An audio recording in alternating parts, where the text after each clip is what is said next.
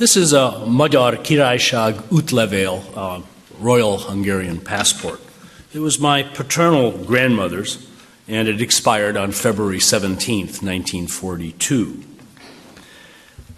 The Germans occupied Hungary on my wife Sue's first birthday in 1944, in March, when I was 8 months old.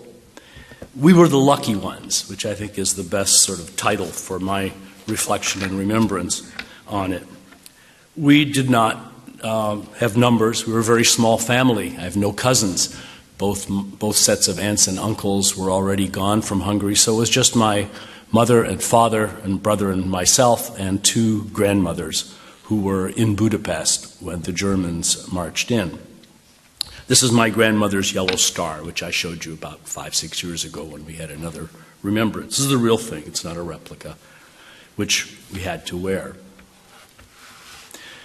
Whenever we divide people by grouping them by race or religion or some other categorization or stereotype, we put them into blocks that are placed far from some demarcation line. It's easier to get comfortable with the stereotyping that way. It is easier to lose our common humanity. They, say the Jews, the Roma, the Gypsies, are over there, beyond the pale, but we are solidly over here on this side of the line. Were we to stand closer to that line and able to interact with each other as individuals, not as blocks, we might see our common bonds more clearly. And for me, that is what remembering Yom HaShoah and respecting the worth and dignity of each individual, our first principle, are all about. In my professional life and as a Unitarian Universalist, I've always been fascinated by what happens when we muster the courage to get close to such dividing lines and reach across them in thought and deed. So it will not surprise you to learn that I've always been fascinated by the stories of the other, the one who did not fit the stereotype, because my family were the lucky ones who were helped by such people who reached across the divide. The Christian who risked his or her life for the Jews. Raoul Wallenberg, the Swedish diplomat who saved thousands of Hungarian Jews by having safe houses and passage papers in my native Budapest, was one such righteous Gentile. Then there were the Germans who resisted Hitler. The last such major figure died just a month ago, on March 8th, at age 90. He was Ewald Heinrich von Kleist-Schmenzen. As a 22-year-old Wehrmacht lieutenant, he was twice involved with plots to kill Hitler, but events intervened. My family story in World War II Hungary has several examples of such reaching across the divide.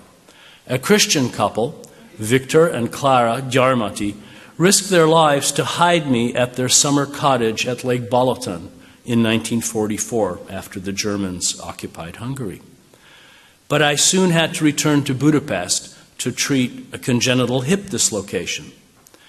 And very soon after that, my father was sent to a forced labor camp, which, considering the alternatives, was actually rather fortunate. He was a civil engineer and a bridge builder, and he was sent to work on such matters on the Danube River.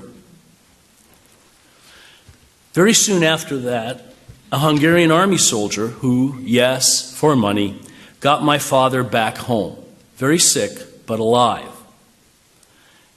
And shortly thereafter, as was common, the Hungarian Nazis, the Arrow Cross, Nyilás in Hungarian, were searching for Jews. And one came to us and entered our house, where he encountered my father, still sick, and my mother holding me. "Get up," he ordered my father.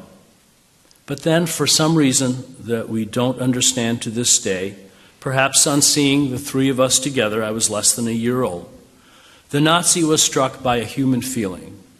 "Go back to bed," he said, and left us.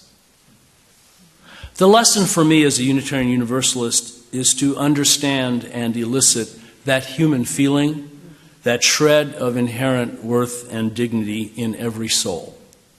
If we can do that successfully, one person at a time, we will not be divided. It may take a long time, but it doesn't matter, because as Leslie reminded us, the arc of the moral universe is long, but it bends toward justice.